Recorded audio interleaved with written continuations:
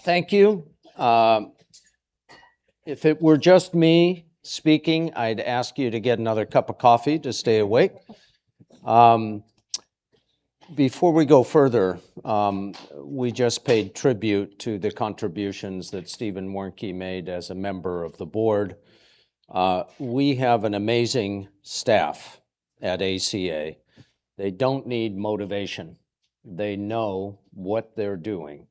They don't need much guidance, but they do need support. And for that, we have a really excellent team who serve as the board of directors for ACA.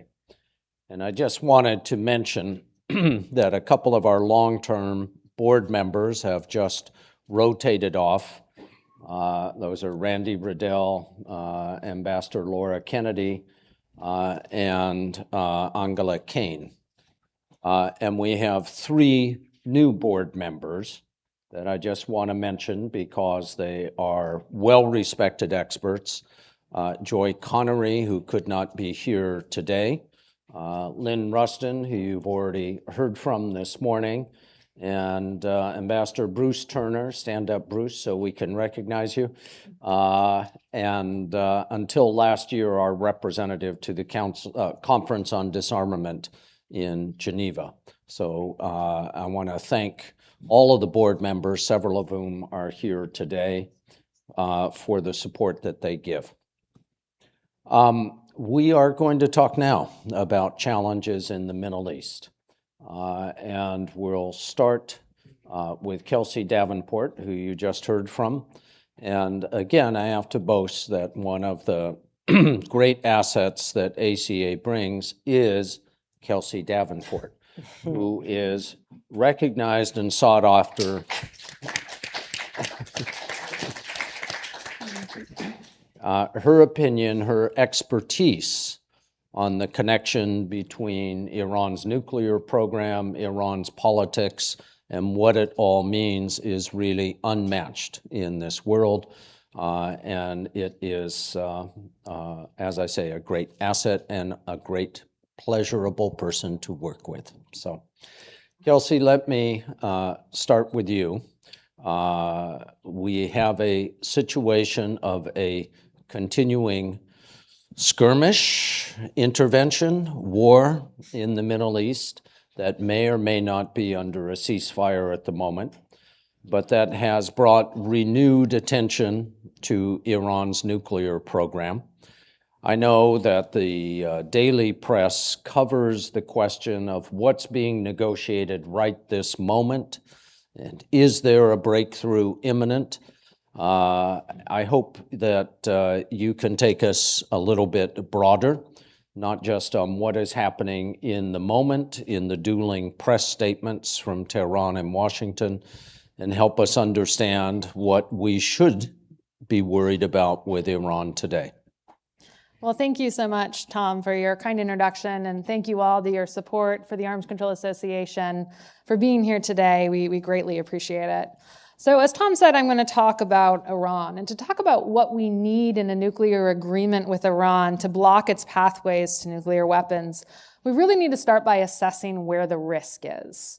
And looking at Iran's proliferation risk requires both assessing their technical capacity to build a bomb right now, but also their political motivation to do so. Now, from a technical perspective, it certainly would take Iran a longer time to build a bomb now than it would have a year ago. The U.S. and Israeli strikes against Iran's nuclear program, primarily the strikes that were conducted almost a year ago in June of 2025, did target and likely destroy some of the key facilities that Iran would likely use if it were to make the decision to weaponize. Again, there was no evidence that Iran had decided to weaponize. But had they could have produced enough nuclear material for about 10 bombs in 2 to 3 weeks, several more months to build a bomb. So they were on the threshold of nuclear weapons. How long would it take them now, given that their known enrichment facilities have been destroyed, Their known conversion facilities have been destroyed. To be honest, it's quite difficult to say with any certainty, in part because we no longer have ongoing inspections of Iran's nuclear program, and it's not entirely clear what remains of their technologies, what remains of the infrastructure. What we do know is that Iran does likely still possess about 440 kilograms of uranium enriched to 60%. That's just shy of weapons grade. They may still have some enrichment capacity at an unfinished enrichment facility at Natanz, and likely centrifuges survived the attacks, perhaps centrifuges that had already been diverted to another site. So the infrastructure still exists, the know-how still exists. So there still is a technical risk, even though it is less imminent. Now, from a political standpoint, again, there is no apparent decision yet by the new Iranian leadership to build a bomb. But what we have seen is that the successive attacks from June of last year, from February 28th, attacks that were conducted while diplomacy was ongoing, while there was no indication that Iran had weaponized, has empowered factions within the Iranian government that have long pushed for Iran to rethink its membership within the Nuclear Non-Proliferation Treaty and to rethink its decision, not to weaponize. And these factions, I think, are gaining, some power. They're gaining some voice share, in this new government. However, I think we need to be careful not to think about the political decision as binary, to build a bomb or not to build a bomb. There's a lot of gray area in between. And that's where I think when the dust settles on this conflict, we're likely to see the new supreme leader, the new Iranian government emerge, somewhere in that space of perhaps trying to restore, the threshold capacity to rebuild some of those capabilities that would enable weaponization, but could also be equally utilized for a civilian program. So again, in summary, technical risk lower, but still there. Political risk probably higher than it was a year ago, but no indication of weaponization. So what does that mean going forward? What do we need for a deal? Now, as we've seen throughout the last week in particular, there's been a flurry of social media messages from President Trump, some from the Iranian side, that we might be close to a memorandum of understanding. And I like to call this, what it seems to be a non-nuclear nuclear deal, because it doesn't seem like it's going to substantively address any nuclear issues. It seems most of the focus is going to be on reopening the Straits of Hormuz, solidifying the ceasefire, but there may be some language in there that suggests that the disposition of Iran's nuclear material will be conducted as a first stage of the subsequent negotiations, and that Iran will recommit yet again to never pursuing a nuclear weapon. So if we get this MOU and it kicks off this very intensive negotiating period, what should we be looking for in a deal? The aspect that I think is most important is really getting almost no attention by either the US or the Iranian side, and that's the restoration of monitoring and verification. Now, after the June strikes last year, Iran ceased cooperating with the International Atomic Energy Agency, and inspectors have not yet returned to any of the sites that were affected by the 12-day war in June. So again, there's this big question mark over what we're actually negotiating over. So without a clear picture of what's left, without greater assurance that we know how much material is left, where it is, I think it's going to be all the more challenging to design an effective agreement, to determine what the limitations are, to determine what additional measures should be included in an inspections regime. So the first priority in my mind for the United States should be getting inspectors back in, resuming full implementation of the Comprehensive Safeguards Agreement, including the provisions known as Modified Code 3.1, which require notification to the agency about any new nuclear facilities. That should be the number one priority. Unfortunately, Trump has focused in on two other issues that, while important, I think are significantly less important than the monitoring aspect. The first is the disposition of Iran's highly enriched uranium. That stockpile of material enriched to near 60%, or to 60%, that's nearly enough for 10 bombs. And Trump appears focused on trying to remove that material and bring it back to the United States. He admitted in an interview that part of that is for the optics, that it would look good to take that material out. But the reality is that 60% enriched uranium is not easy to safely transport. There are risks. It is highly toxic if that uranium gas becomes aerosolized.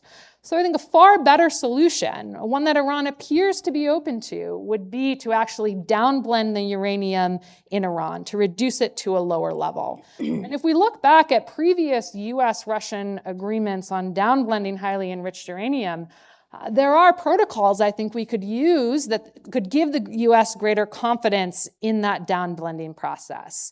Some of the surveillance processes I think would be highly relevant. Ideally, then, the IAEA would be supervising this entire process, ensuring that the material is accounted for. So this idea of downblending in country, I think, addresses the US concerns about the risks posed by this material, but it would also address Iranian concerns about keeping it in country. And as I said, dealing with it there, I think, much safer.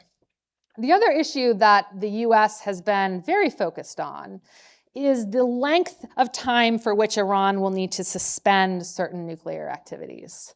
Now, the fact that we've gotten to suspension, I think, is a move in the right direction. Trump had long been saying that Iran must permanently forego uranium enrichment. And that really was a non-starter for the Iranians. They view enrichment as a sovereign right conferred to them under the Nuclear Non-Proliferation Treaty. They were never going to give it up completely. But recent statements from Trump suggest he might be open, the US might now be open to a 20-year suspension. I doubt the Iranians are going to go for 20 years. They've suggested 5. There probably is space to come to some sort of compromise in the middle. But my concern here is that President Trump is so focused on simply being able to say that Iran will not enrich for X period of years, that this is better than what Obama got in the 2015 deal, which had no suspension, that he won't put enough emphasis or thinking on the restrictions that need to surround that suspension if, again, we are to be assured that Iran is not going to have a pathway to nuclear weapons in the future. So I think the length of suspension, what would be sufficient? That's a question I get asked a lot. A lot of that really depends on the entire package of measures. What is the monitoring and verification? Are there going to be restrictions on Iran's ability to build centrifuges during that time period? Restrictions on their imports? All of that, I think, is critical when we think about what this suspension package looks like, what the future uranium enrichment program looks like. In terms of the future uranium enrichment program, I think the US is going to have to keep the door open to that in the future, otherwise they're not going to get a deal. But there are some things Washington could think about trying to insert into a deal to reduce risk. One, I would say they should really push for Iran to ratify the additional protocol to its safeguards agreement as a condition for enrichment. The additional protocol, I would say now has become, the recognized, global standard for safeguards. Harder for Iran to say that it's been singled out when we've seen, 140 some countries or 160 some countries that have ratified additional protocols. And I think any enrichment should closely be tied to Iran meeting specific milestones in reactor development. So if Iran does go forward with some of its planned power reactors, an enrichment program that's under 5%, specifically scoped to that reactor under the additional protocol, I think it's workable there to find a solution that, again, would allow Iran to preserve what it views as its sovereign right while addressing the US concerns about enrichment down the road. So certainly, a lot still to be negotiated if we get to this memorandum of understanding. To be honest, I'm not particularly optimistic that even if we get the MOU, we'll get to the deal. I think it's far likely we may end up in a situation where we have to kind of muddle through for some time.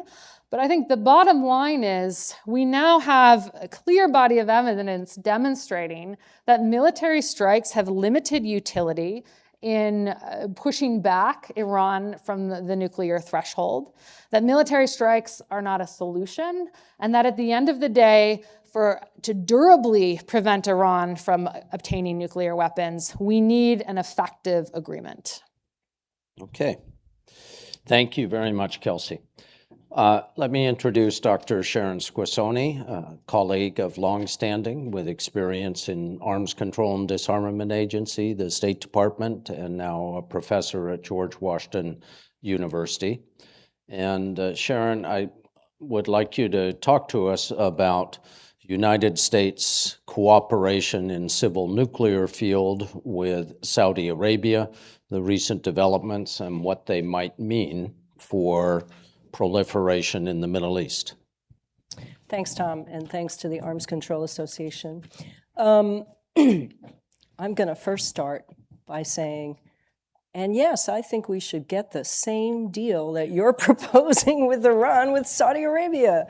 Ratify that additional protocol, tie enrichment to nuclear power plants, because Saudi Arabia doesn't have any yet. Actually, I would like to start off a little bit with broadening the scope, right? We're supposed to talk about the Middle East. The one country we never talk about is Israel. But I no longer work for the US government, so I can talk about Israel. But most of our proliferation concerns are about Iran and Saudi Arabia. But the key thing where we are right now is Iran and Saudi Arabia and Israel are intersecting. Because when President Trump says, oh, if only more states join the Abraham Accords, we could stop this war on Iran. What does this mean? This is not the first time that a US administration, I'm not solely blaming this on the Trump administration, that they have tied US nuclear cooperation with Saudi Arabia to Israel. The Biden administration did this also, right? There was supposed to be an Israeli rapprochement with Saudi Arabia, and in exchange, they would get the fabulous door prize that the United States bestows, right? Nuclear cooperation, an agreement, doesn't always translate into reactors. Why do I say that? Because after the very successful Camp David Accords, we finally signed a nuclear cooperation agreement with Egypt. That was Egypt's door prize. The thing about the Egypt agreement was that it told Egypt they couldn't reprocess. They couldn't have reprocessing on their territory. The problem with this supposed agreement, and I haven't seen it, maybe someone here in the audience has, with Saudi Arabia, is that it looks like we may somehow aid Saudi Arabia in getting enrichment, not just enrichment, but enrichment and reprocessing, right? This is a sea change in US policy, because I know a lot of, I must have said this last year when I was here, we talk about the gold standard for nuclear cooperation, right? We love the fact that the UAE Nuclear Cooperation Agreement says thou shalt not enrich and reprocess, right? But our policy goes way back, and it goes specifically to the Middle East, that we do not want to spread enrichment and reprocessing, particularly in the Middle East. And we were so serious about that, that we had clauses in the agreements, and it's in the UAE agreement, which says no undercutting.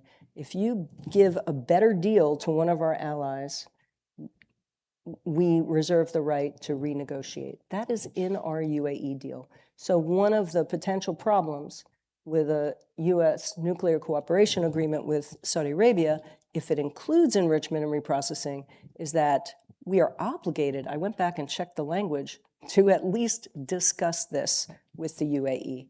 The last time I was in the UAE, they were looking at the Ukraine war and saying, we really need fuel fab because we're having some supply chain issues. And oh, by the way, what do you think about enrichment? They asked the wrong person. Anyway, back to the Saudi agreement. This intersection with Israel and Iran and Saudi Arabia is important because as you look at the broader landscape, right? Sometimes counter-proliferation wars are about something bigger. And generally, when you're in the Middle East, that's probably a given. Okay, the 1991 war on Iraq, that started as a traditional don't invade your neighbor, it's not a good idea, and then it morphed into counter-proliferation as we uncovered all kinds of WMD activities that Iraq was involved in. But the 2003 war in Iraq, when we went back, that was about regime change, masquerading as counterproliferation. And to me, from where I sit, that is what this Iran war also looks like. Just let me mention a few things about the agreement that I haven't seen. Okay. We know we can guess, make educated guesses about a few things. One is that Saudi Arabia, even though it has publicly said it would sign an additional protocol, apparently, well, it hasn't so far, but it may not intend to do so because in November of 2025, the administration sent a report to Congress, which Kelsey wrote an excellent article about, that never actually said that Saudi Arabia didn't have an additional protocol. It just said, well, they have some issues related to this. So it looks like, and the reason why that report was important is because the 2020 National Defense Authorization or Appropriations required a report to Congress if we were going to engage in nuclear cooperation with a country that did not have an additional protocol. What's the problem? That requirement, the additional protocol, is not in our Atomic Energy Act. So we have this other piece of legislation. So the report came to Congress, and in it, it said, oh, by the way, we are negotiating simultaneously a bilateral safeguards agreement with Saudi Arabia to cover some sensitive nuclear fuel cycle facilities. So, and that would be enrichment, conversion, fuel fabrication, and reprocessing. And this bilateral safeguards agreement is supposed to be blessed by the Board of Governors, the IAEA. So why does all of this matter? Well, it matters a lot. Would we have been happy if the Russians, I almost slipped and said Soviets, if the Russians signed a bilateral safeguards agreement with Iran on their enrichment facility? Not sure. Would we, the message that the US is giving, right, is that our allies are fine to get these kinds of capabilities, and it's not just Saudi Arabia, it's also South Korea. And we'll take care of it. We'll make sure the highest non-proliferation standards are met, even though they're not signing the additional protocol, which we were the instigators, and I was actually involved in that effort way back when. These messages are not good messages for the non-proliferation regime, right? This bilateral safeguards agreement, it could be blessed by the IAEA. It might be terrific. I would hope that it would incorporate, if it's applied to enrichment facility, that it would incorporate some of the things under the JCPOA.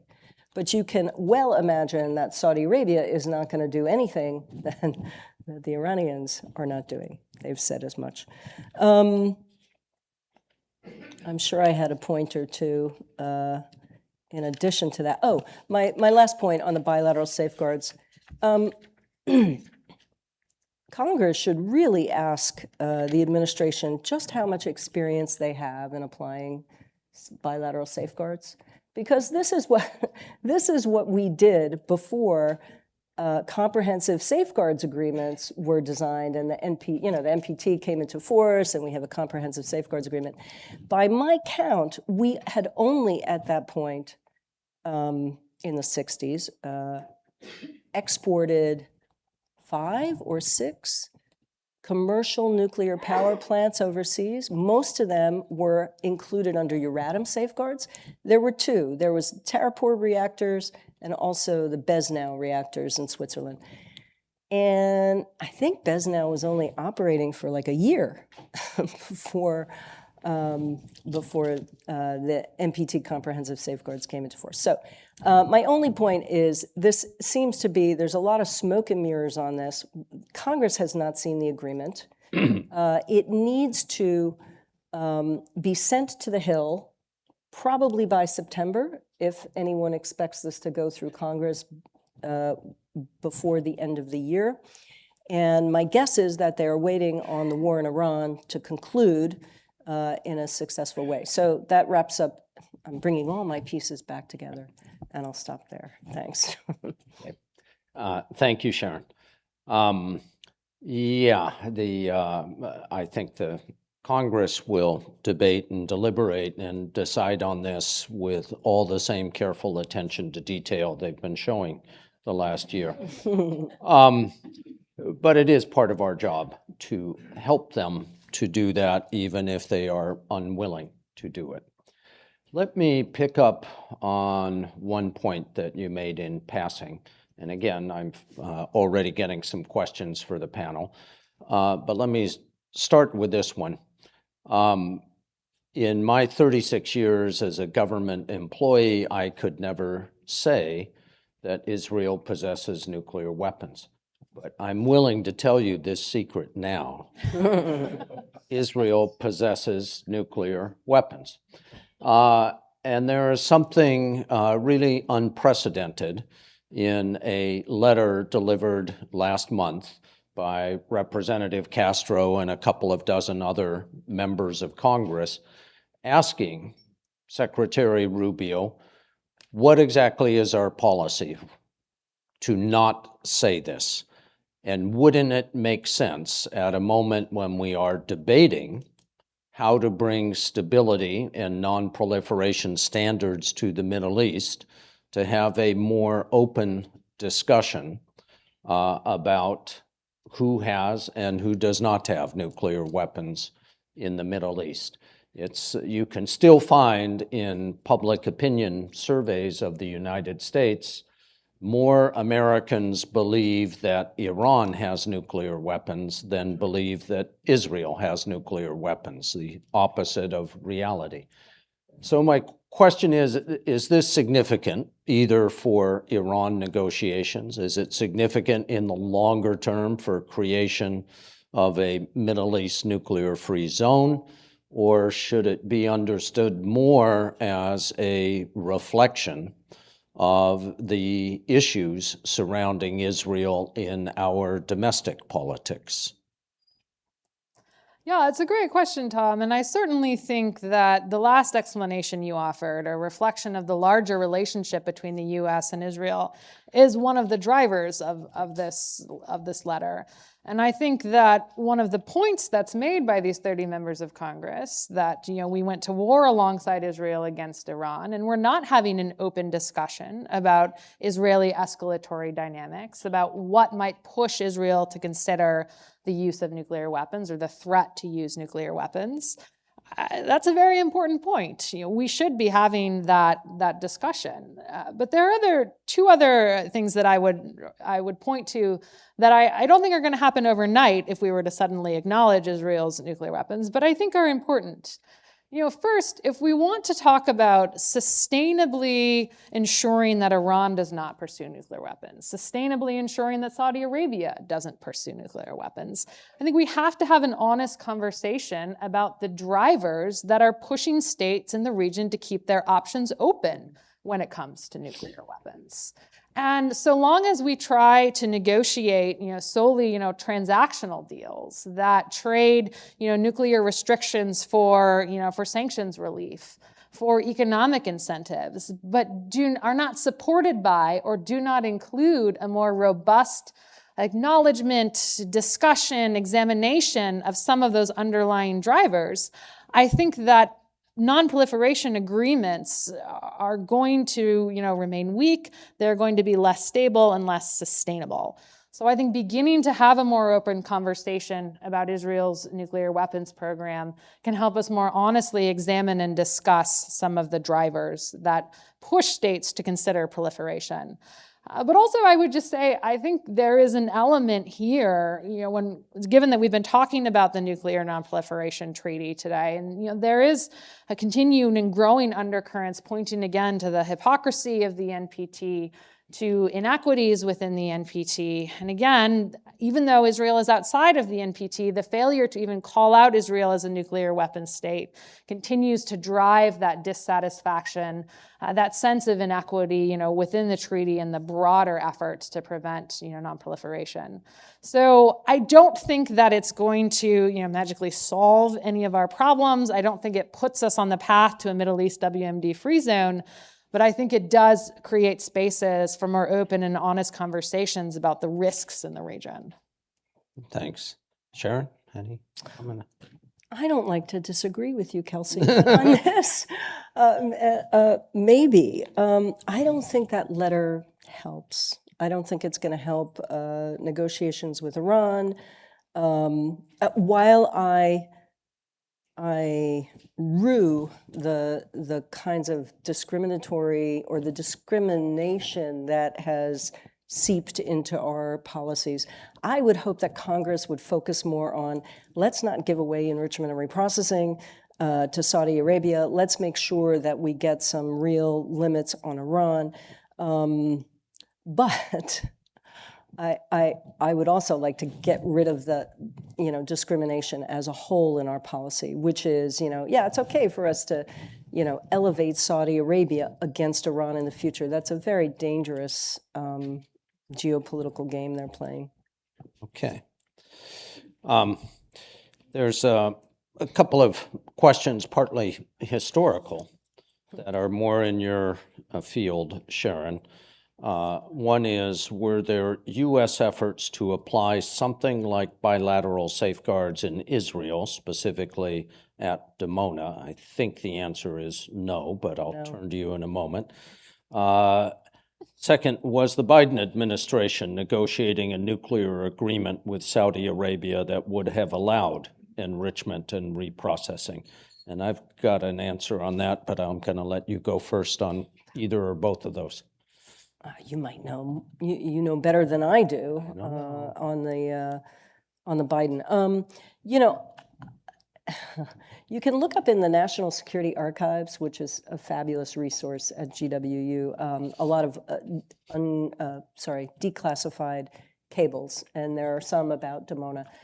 We wanted to inspect it, but it was not a reactor that we supplied, right? So we didn't have any obligation to do bilateral. I think it was the French, right? Wasn't it? That supplied it. There's probably, was that a question from Mark Goodman? You might know No, the other than Mark Fitzpatrick. And then I'll let you answer the question about the Biden administration and ENR with the Saudis. I think there was reference to this earlier, that I believe the Biden administration was negotiating with Saudi Arabia on a package that would include enrichment under very strict controls. Whether those controls were more or less strict than what the Trump administration has now concluded, I can't tell you. But in that case, in the Biden administration, it got tied up not only with recognition of Israel, but with important questions like Saudi Arabia opening the oil taps a little bit wider. Let me ask Kelsey, both of you could answer if you like. How is Pakistan influencing Saudi Arabia's nuclear decisions? What would change in the Middle East if Pakistan made less vague the nuclear umbrella that it hints would be provided to Saudi Arabia? Sure. So maybe a bit of background for that question. Saudi Arabia and Pakistan recently announced sort of a new defense pact. And although it does not explicitly say if Pakistan was extended nuclear deterrence to Saudi Arabia, officials in both Pakistan and Saudi Arabia have suggested as much, and in some cases quite explicitly said that, were Saudi Arabia to be subject to attack, Pakistan would offer its extended nuclear deterrence, to protect Saudi sovereignty. To be honest, I am not sure that a more explicit discussion or recognition of that extended deterrence, or even the commitment in the agreement itself, really is going to make that much of a difference, or really is going to have that much of an impact on Saudi decision-making when it comes to nuclear weapons down the road. In part because of the international environment we're seeing now, where there's a broader questioning of extended deterrence commitments, where there's a broader questioning of alliance commitments, where I think particularly in the Gulf, we're seeing, states like Saudi Arabia, like the UAE, question what they actually get in terms of defense from their relationship, from the United States. And so I think the Saudis are going to be reluctant sort of put all of their eggs in one basket when it comes to relying on Pakistan. And if we just go back to what Saudi officials themselves have said, they have been very clear that if Iran pursues nuclear weapons, they will match that capability. And I do not see any type of security guarantee, whether it's from Pakistan, even whether it was from the United States, that would convince Saudi leadership that its security interests were protected by a third party at that point. Okay. I think one relevant data point that matters to the issues you've both brought up is the budget of the International Atomic Energy Agency, which is one of the bargains in world diplomacy. I think its annual budget is less than Nike spends on advertising every year. And yet its technical capability is essential either for monitoring nuclear programs in Iran, which has to be, I agree, part of any deal, for monitoring any new reactors, and in particular, if it includes enrichment facilities in Saudi Arabia, and in monitoring what the nuclear industry has promised for the 36th year in a row is the beginning of the nuclear renaissance in civil nuclear energy around the world. And yet we face an administration that is openly hostile to all international organizations, even those that are essential to national security. Let me ask one more for Kelsey. If the IAEA returns to Iran with an additional protocol in place, they will be at the locations where Iran possesses either uranium at whatever stage of enrichment or centrifuges. And if the IAEA knows where those are, then Israel and the United States will know where they are. From the Iranian point of view, that simply means that it eases the targeting by two powers that have attacked Iran while in the middle of negotiation. Can we overcome that and get to an agreement that would allow the IAEA to return its full capability? Yeah, it's an interesting question. And one dynamic that we saw in Iran after the 12-day war in June was the scapegoating of the IAEA by several prominent Iranian policymakers, basically saying that the IAEA had deliberately provided information to the U.S. and the Israelis that was used in the targeting campaign during the 12-day war. I think that's problematic for several reasons. I mean, certainly for the legacy and mandate for the IAEA, but also just from a realistic perspective, given what we have seen from the US and Israeli intelligence capabilities, Israel's deep penetration of Iran from an intelligence perspective, the IAEA is not finding anything that the Israelis don't already know is there.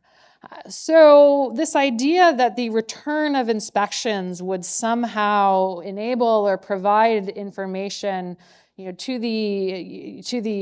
Israel, to the United States that could be used in further bombing, I don't think that holds up.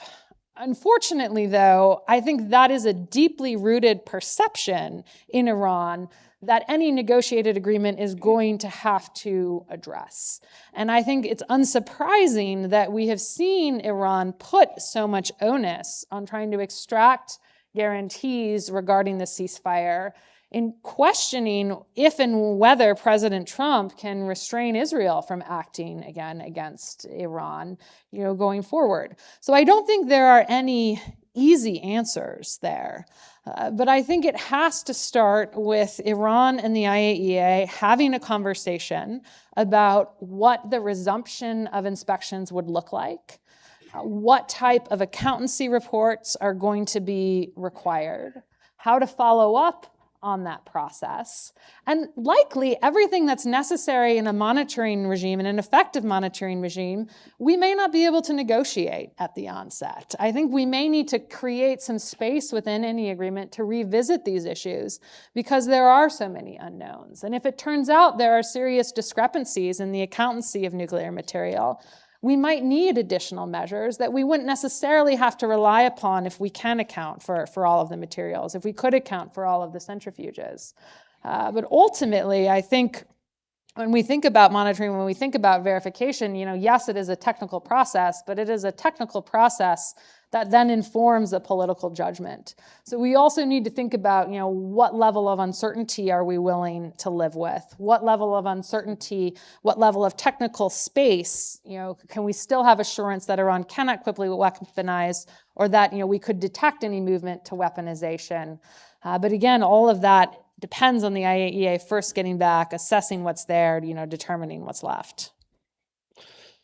Okay, this is a question that all three of us should give a superficial answer to. And that is, of the countries I'm going to list, which ones are you actively worried may become the next to pursue a nuclear weapons program? And I'll give you the list: Iran, Saudi Arabia, Egypt, Turkey, South Korea, Japan, Poland, and Sweden. Sharon? I think all, no? Okay, you're minute. actively Did I worried miss about any? all Okay, of them. Egypt, maybe not. Okay, I missed a few in there. Japan, Poland, or yeah. okay. Kelsey? Okay. No, I would agree with Sharon. I mean, Egypt isn't high on my list, but I think the immediate concern is less about are they going to pursue a nuclear weapon versus are they going to pursue the capabilities that would enable them to quickly develop nuclear weapons. And there, I would say, in probably nearly all of the cases, if not all that you've mentioned, we're already seeing some of the decision-making, down that road to threshold status. Okay. My answer is the ones I actively worry about are Iran, South Korea, and Saudi Arabia, noting that the last two are countries that the U.S. is actively assisting to build capacity in those two countries that would contribute to nuclear latency. Kelsey, another one for you and me on the Middle East nuclear and WMD-free zone. Any thoughts on how we can move the process forward? Can we get the United States to participate in the current process sponsored by the United Nations General Assembly? So my first job as a graduate research assistant, I was working for a joint Israeli-Palestinian think tank in Jerusalem. Started right after the 2010 NPT review conference. And the director came to me and he said, you know a little bit about nuclear weapons. There's this zone thing, figure out what to do with it. So I have not so fond memories of the entirety of the post 2010 zone process. I mean, the reality is I do not see the negotiation process for a WMD-free zone as addressing the imminent proliferation risk posed by the region today. And that is because I think some of the states that have driven that process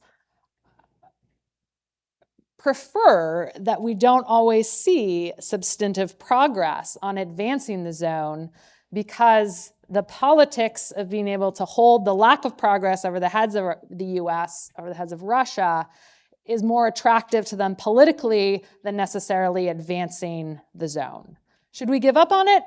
Absolutely not. It's an important concept.